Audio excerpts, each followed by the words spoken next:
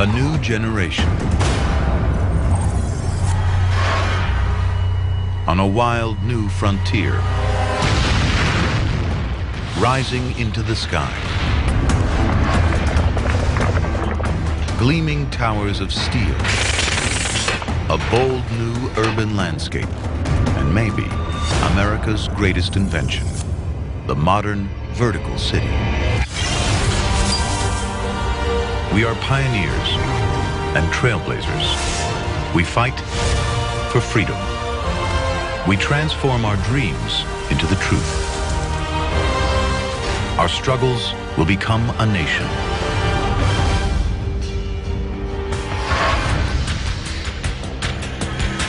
America, land of invention. Hot dogs, jazz, the elevator, skyscrapers. This is the story of the greatest innovation of all, the modern vertical city. One world-famous icon has come to symbolize it. Amazingly, we very nearly didn't have it. It's 1885, and New York City has a big problem. A magnificent gift, but with some assembly required. Scattered across Bedloe's Island in New York Harbor in 214 crates. They contain the largest statue in the Western world. It's been donated by the people of France to celebrate the centenary of the Declaration of Independence. Built in Paris, broken down into 350 massive pieces for the journey to America. That's the problem. The cost of reassembling it will be astronomical. Money New York does not have.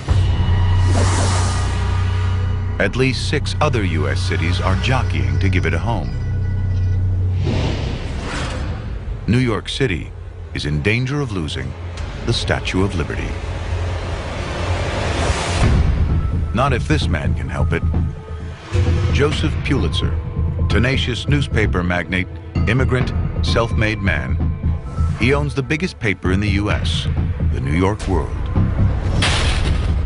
And he's determined to keep liberty in New York Harbor. Through his chain of newspapers, Pulitzer launches the biggest fundraising campaign ever seen in North America. It would be an irrevocable disgrace to New York City and the American Republic to have France send us this splendid gift without our having provided even so much as a landing place for it. We must raise the money. More than 1 million people read Pulitzer's papers every day. Enclosed, please find 25 cents as my contribution $1. The towards contents of our little savings bank, which we 10 cheerfully o'clock contribute to the Club pedestal. resolved to send you the contents of the first jackpot. You will find enclosed $4. The money we saved to go to the circus with. Donations flood in from all across the country. Rich and poor, east and west.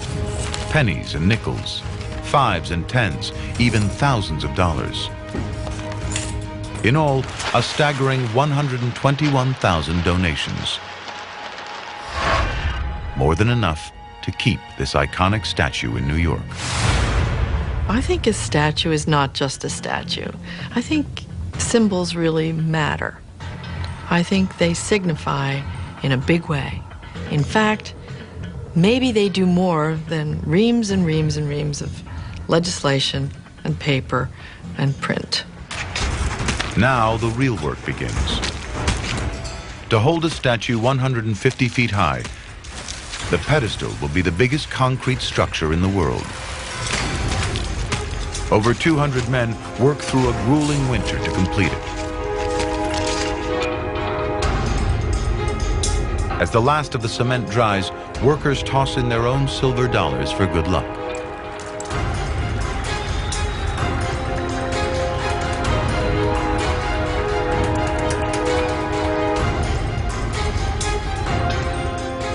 Next, Liberty's enormous iron skeleton.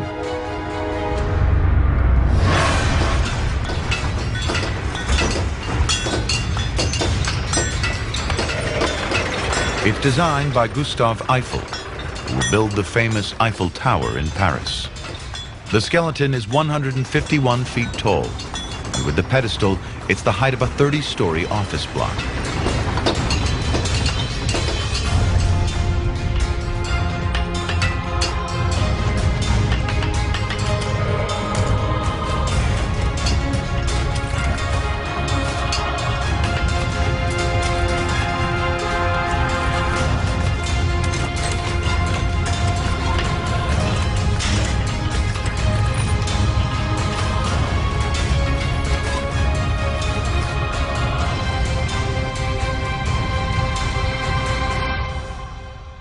Now for the outer layer.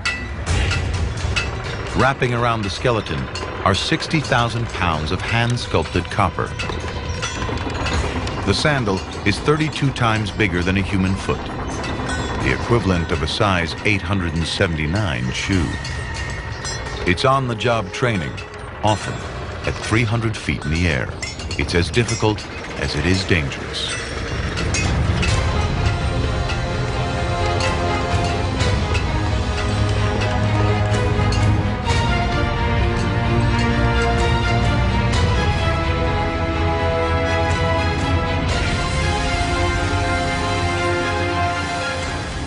They need to fix 300 pieces of copper shell to the framework with more than 300,000 rivets. Her robes have over 4,000 square yards of copper. Her outstretched arm is 42 feet long. A fingernail weighs 3.5 pounds. The scale of liberty is unimaginable.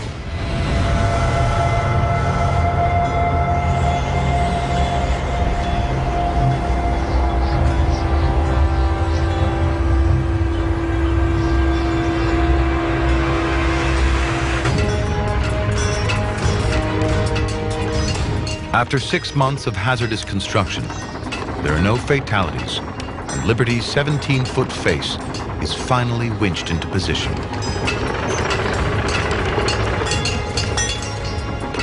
It's bigger than Lincoln's on Mount Rushmore.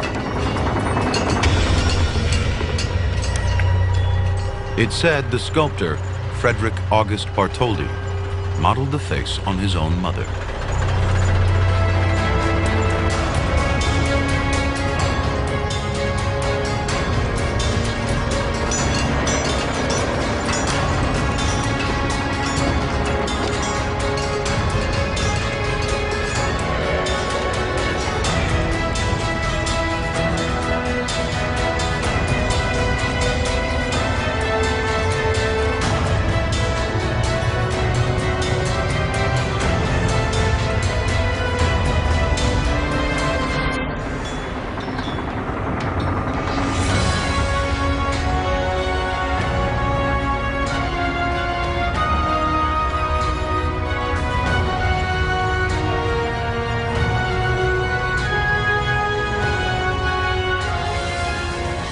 It takes 25 years for Liberty to oxidize and turn green.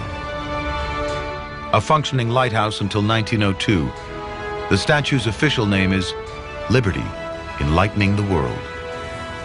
At first, a symbol of the alliance and friendship between France and the 13 colonies in the American Revolution, it will come to represent much more.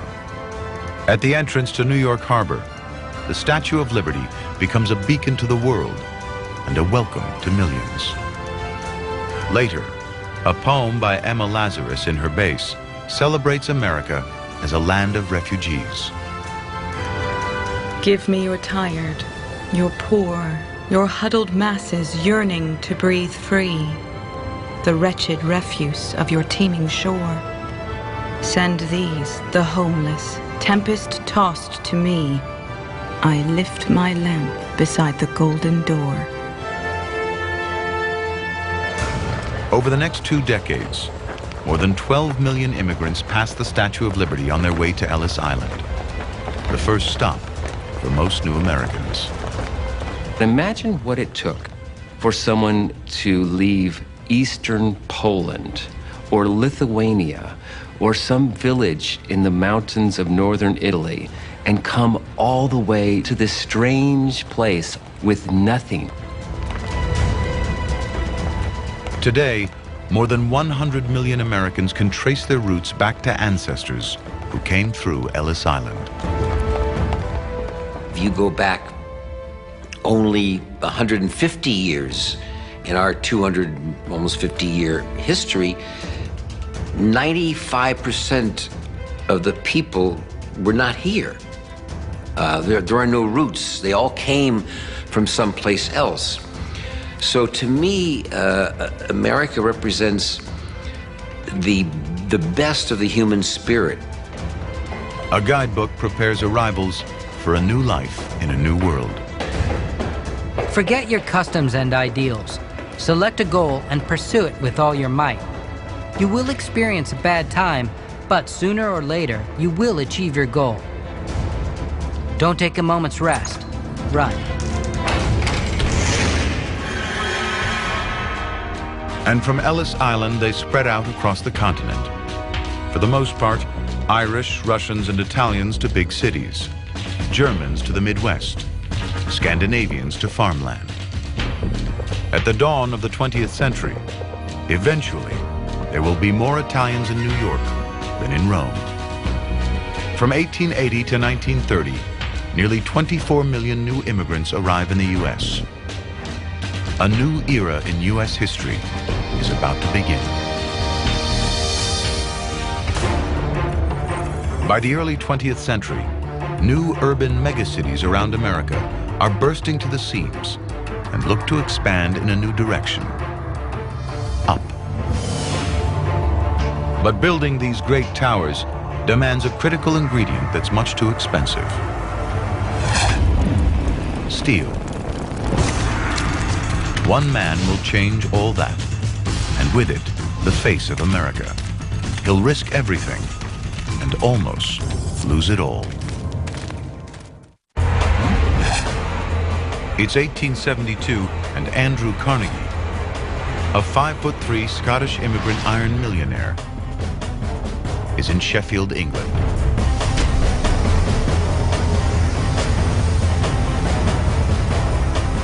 He's looking at the future. A revolutionary way to make steel. Steel has been around for thousands of years, but so expensive to produce, it's always been a luxury item. 2,000 years ago, it's used in Oriental swords. It is even used in designer jewelry. But America stands at the brink of a new age. To build it, they need steel, and lots of it. It's the only material strong enough for the towers that will touch the sky.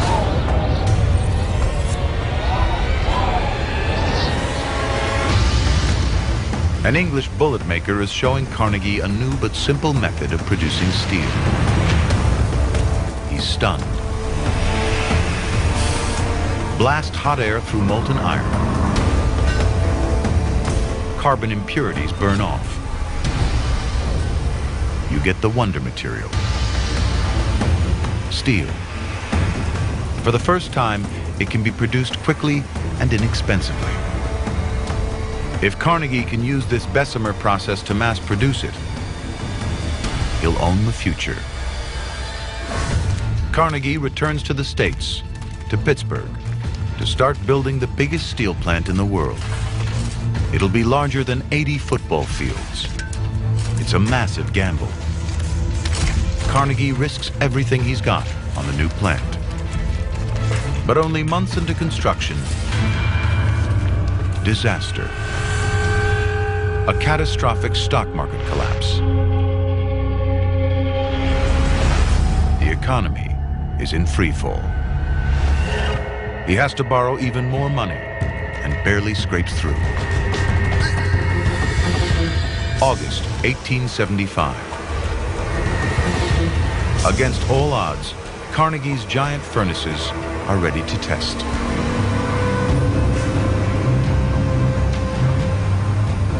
Steel production is phenomenally dangerous. Inside, 5 tons of molten metal. 3,000 degrees. Hot enough to vaporize a man in seconds. If it works, it will make Carnegie one of the richest men in the world. But there's a lot more at stake. Skyscrapers, cars, washing machines, airplanes, even space travel. None of it can happen if steel can't be mass-produced.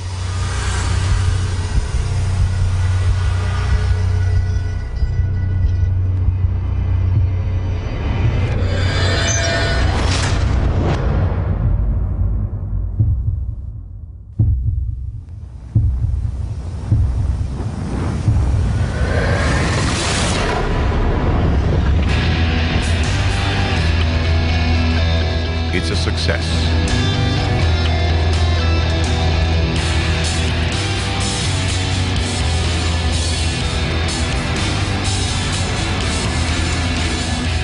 Carnegie is the first ever to mass-produce steel. Prices plummet by over 80%. Output rockets from a few thousand tons in 1860 to 11 million by 1900. So many American stories of success are diligence, perseverance, but there's an awful lot of luck involved too. His timing couldn't have been better. It was steel that built American cities. It was steel that built American railroads. It was steel that built American shipping. By the beginning of the 20th century, he was one of the wealthiest men in America. Pittsburgh transforms from a sleepy town to the industrial heart of the nation. Its population triples. Driven by a new steel railroad, millions of tons of steel are transported across America, the raw material to build the modern city. And the grandest of all is New York. It's an era of obscene opulence. New York is a playground for super-rich industrialists and financiers. Wildly extravagant, they smoke cigars rolled in $100 bills. Their wives' hats studded with diamonds. This is the Gilded Age. Land values are the highest in the world. There's only one place to go: up. By 1902, 65 skyscrapers are being constructed in Manhattan. This is one of them.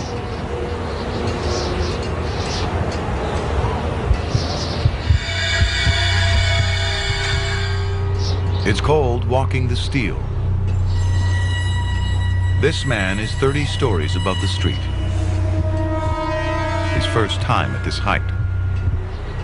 No harness or safety rope. One slip, and he's dead. Veterans are called fixers. The novices are snakes, because working with them can be deadly.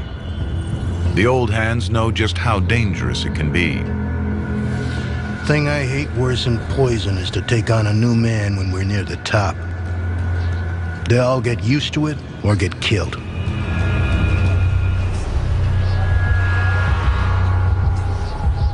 No hard hats, just a 280-foot drop. A sudden gust of wind, and it's all over.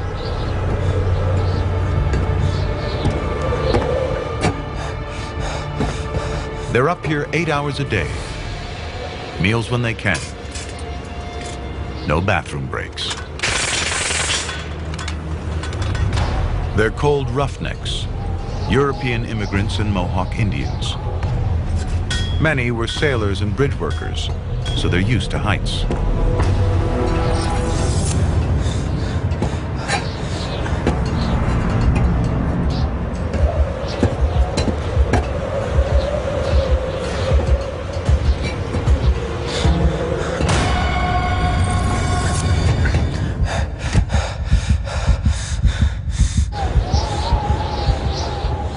The guy's balancing on the beams. I think it took a lot of bravery. I think it took a lot of skill, a lot of physically challenging. But I also think you had to be a little crazy.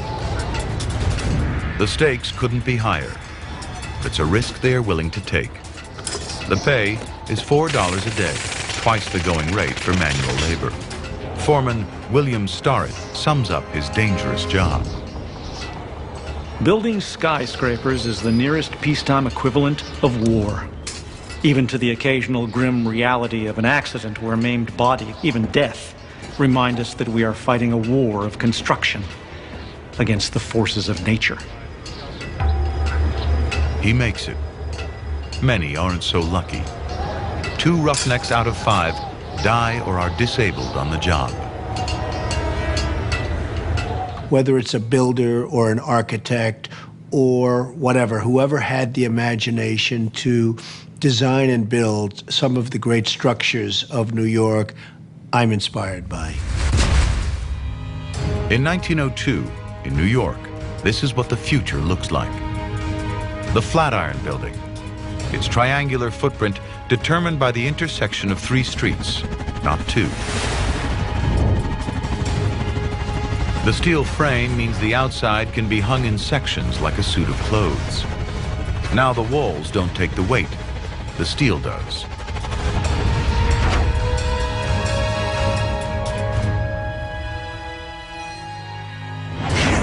It's so radical, when people first see it, they think it will blow over and kill them. A lawsuit is filed claiming winds focused by the Flatiron's extreme shape damage a nearby shop. Today, it's one of our best-loved buildings. Inside, the other breakthrough that lets towers rise into the clouds, the elevator. Before it, the tallest buildings stop mostly at 5 floors. No more walking upstairs now, so the sky's the limit. For the first time, the higher the floor, the higher the rent. You think it's a fairly humble invention, but when Otis invented the first really safe elevator, it enabled the growth of the modern city where people could come in, build much taller buildings, get a much higher density of people. And sure enough, by the end of the 19th century, the urban population has increased 87 times over. In Chicago alone, in just 10 years, they built 50 steel frame buildings. And in 20 years, its population more than doubles to almost 1.7 million. American cities are exploding. But for many, living in the shadow of these new towers will prove even harder than building them. In America in 1890, crime and poverty are rife on the streets. But these mavericks are about to make a difference. Gangsters, murderers, thieves, and fear are on the streets. New tabloid newspapers splash crime all over the front pages. In Chicago, you can rent a gun by the hour. In the Sears catalog, you can buy one for $12. In New York, a policeman finds a list on a murdered gangster, his rate card. Punches, $2. Nose and jaw broke, $10. Ear chewed off, $15. The big job, $100 and up.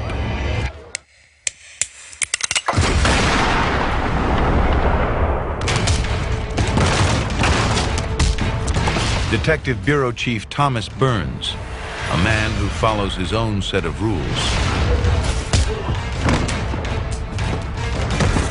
He's shrewd. And he's very tough. Among his methods is a technique his detectives call the 3rd degree. 1st degree, persuasion. 2nd degree, intimidation. 3rd degree, pain.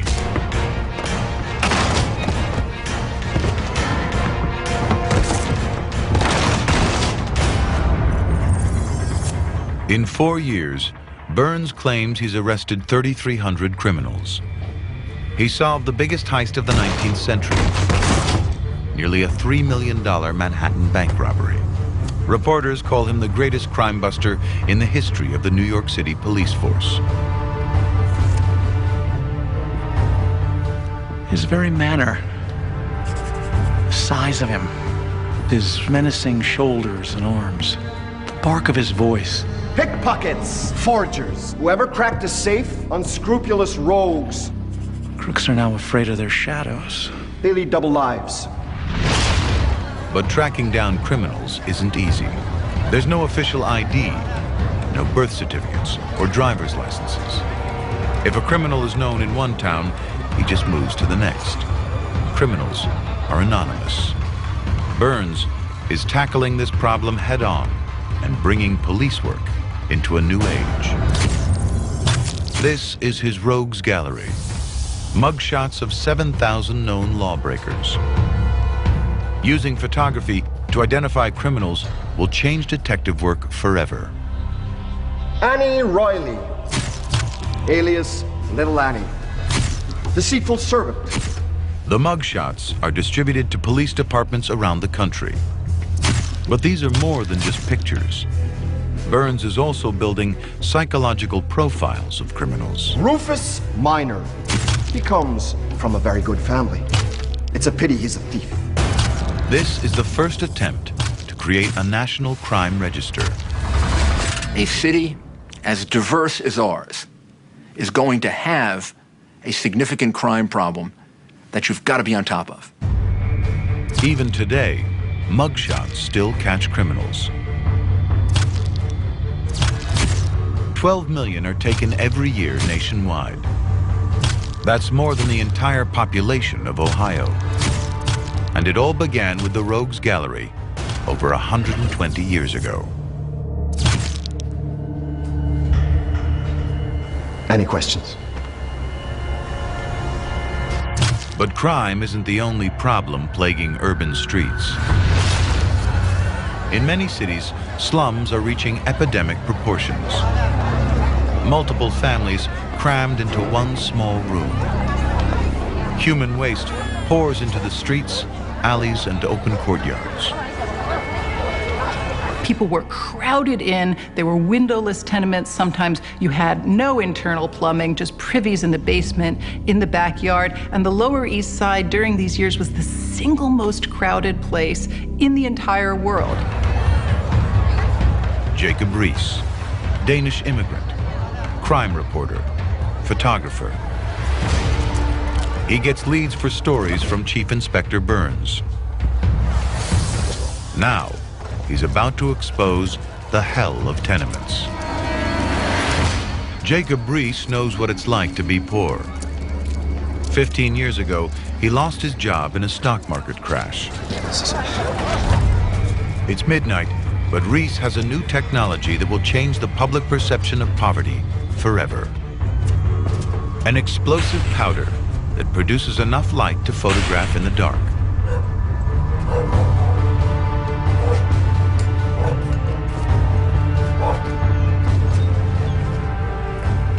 This is one of the first ever photographs of slum life.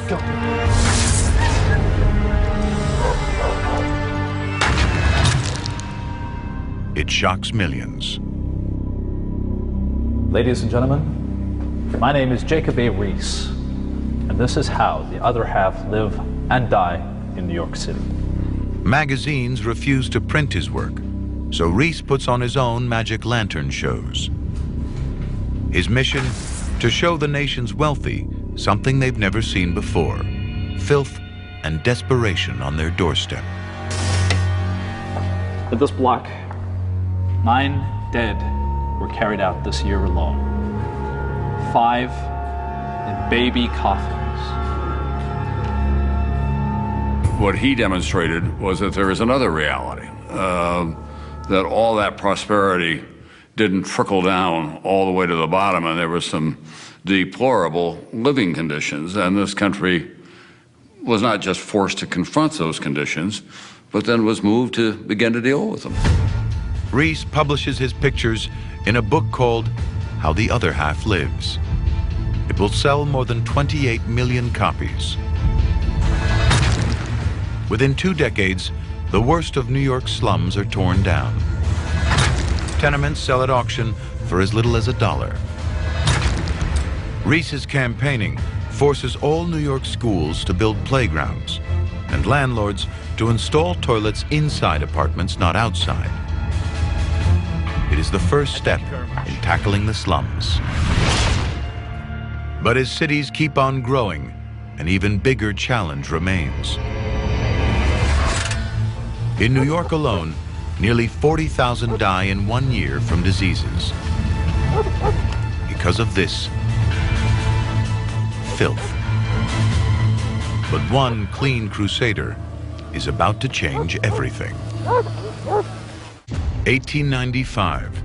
Our major cities are drowning in filth. 120,000 horses dump 500,000 pounds of manure into the New York streets every day. Wagons are blocked by 3-foot-high piles of human and animal waste. Into this world steps a man on a white horse, Colonel George Waring. Civil War veteran, legendary sewer engineer, apostle of cleanliness. He's the head of New York's sanitation department. The city stinks with the emanations of putrefying organic matter. Black rottenness is seen and smelled on every hand. The crowded streets are a veritable hell.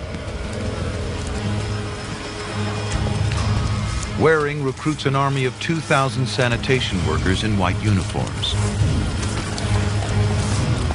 Some dismiss him as a crank. They call his men white ducks, but Waring means business. Tons of garbage, normally dumped into the river, is recycled. Ash becomes landfill on Rikers Island. Organic waste boiled into oil and grease. Waring is America's first eco-warrior. His men clean 433 miles of street. Death rates decline, water quality improves. Waring saves the lives of thousands. The measures spread across America. Just 16 years after Colonel Waring, half of all cities have waste collection. And it is not just waste. By 1907, every large city in the nation has sewers. By 1909, there are 42,040 miles of sewers in America. The battle against filth, crime, and poverty has begun. But one of the city's greatest innovations is still in its infancy. One man will change the urban landscape forever. Menlo Park, New Jersey, 1879. Thomas Edison, inventor, entrepreneur, showman. He was taken out of school as a boy, but that won't stop him from becoming synonymous with inventions that define the modern era. He pushes his team hard, 24/7, in one of the world's first R&D labs. It will generate more than 1,000 patents. America still lights the night in the dangerous flicker of candles, gas, and kerosene. Edison thinks he has a better idea if he can get a filament to burn slowly in a vacuum. The electric light bulb. Platinum.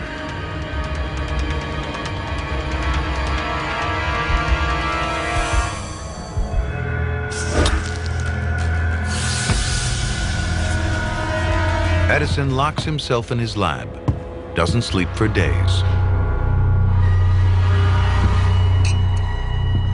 The stakes are high. His backers have sunk $130,000 into his research, millions in today's money. He claimed to have gone through 6,000 materials from the plant world alone in his search for the perfect filament. Torrid lampjack.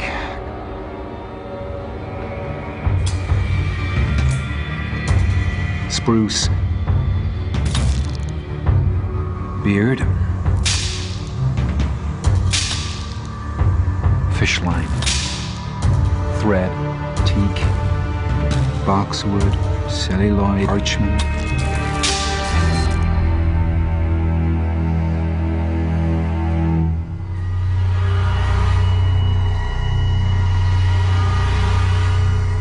Then, something extraordinary happens.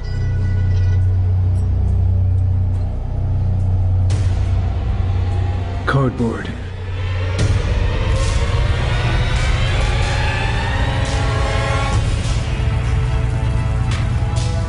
A piece of carbonized cardboard burns for 300 hours. It's going to change the way people live forever.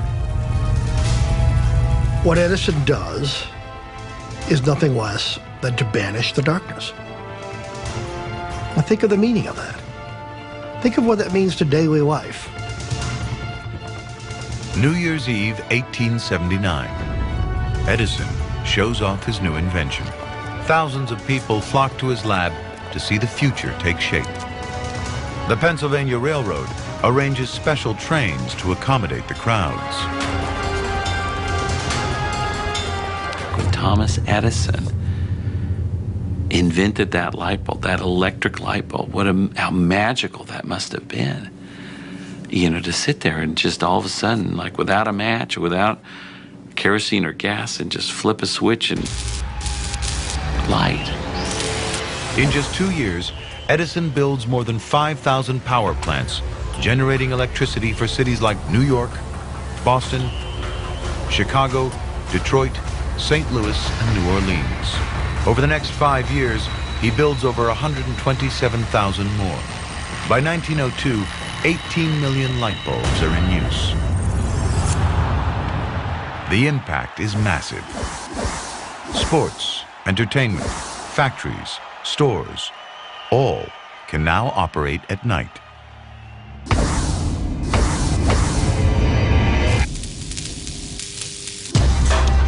And as electricity comes to the cities, more and more people arrive with it.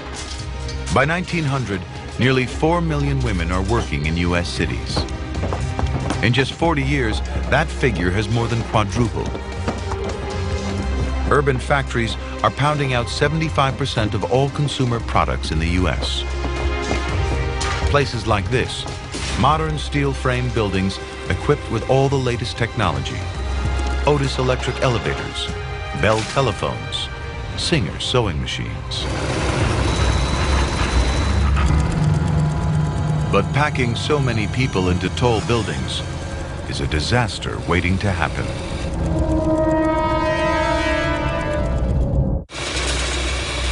The United States is hurtling into the modern age, symbolized by megacities rising up all across the continent. By 1909, Americans are spending nearly $23 billion a year on ready-made clothes. This factory is producing 12,000 garments a week, known as shirtwaists. They're the latest fashion for the working woman.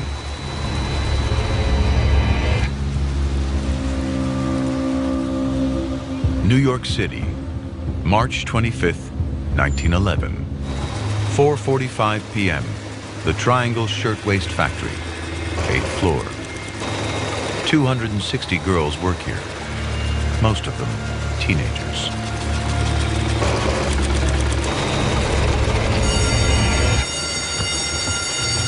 Someone, we don't know who, tosses a match or maybe a cigarette into the scrap bin.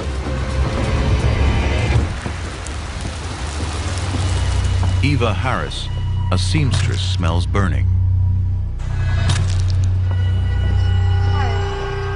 There's a fire, Mr. Bernstein. Production manager Samuel Bernstein grabs one of the 3 fire pails. But the fire is already spreading. There's a mad dash for the exit, but it is too narrow. Only one at a time can pass through. It's been designed that way so their bags can be checked for stolen fabric. There's a fire hose, but it's not working. No water! The only way to warm the floors above is through the switchboard 2 floors up on the 10th floor. Hello, switchboard. 10th floor. Fire! There's a fire! Put me through to the 9th floor. She She drops the phone and runs to get help. The message never reaches the 9th floor. Samuel Bernstein races up the main stairs to help the 160 workers trapped there. But blocking the front door, there's a barrel of motor oil.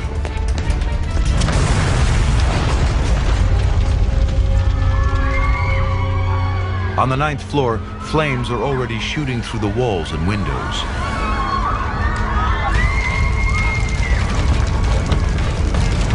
The girls on 9 rush to the fire escape, but it's locked. Only 2 escape routes are left on the 9th floor: the elevator and the metal fire escape. Kate Weiner makes it to the elevator door, but she's lost her sister. Everyone was knocking and crying for the elevator to come up. Suddenly, the elevator came, and the girls rushed in. I was searching for my sister Rose, but I couldn't find her. The flames were coming toward me, and I was being left behind. I felt the elevator was leaving the 9th floor for the last time. She's the last person to get to the last elevator.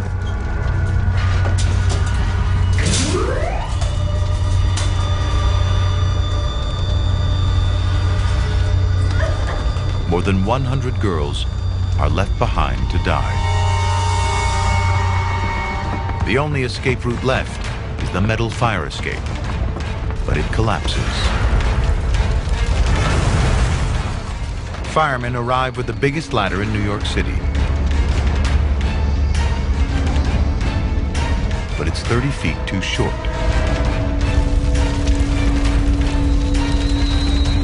At 4:58 p.m. The girls trapped on the 9th floor are out of options.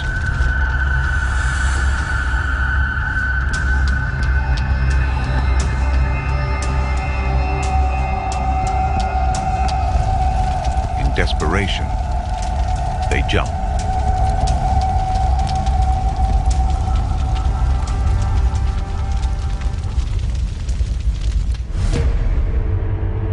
At 5:15 p.m. The entire blaze is over in less than half an hour. 146 people die in the Triangle Shirtwaist Factory fire. There's a trial, but the owners walk free. It remains the deadliest workplace disaster in New York City history until September 11th, 2001. But some good does come out of it. This dramatic tragedy sparks a wave of reform. So you begin to get new restrictions and a new conversation about what to do to prevent this kind of tragedy from happening. But it did not stop, of course, that tragedy itself. Unions force management to take responsibility for the lives of their workers. The Life Safety Code, now used in all 50 states, is a direct result of this fire. It's why doors now open outwards in public buildings. Why automatic sprinkler systems or multiple exits are now the law. The U.S. and the modern city grew up together. Typically new, enormous and fast-paced, the megacity is one of America's greatest inventions.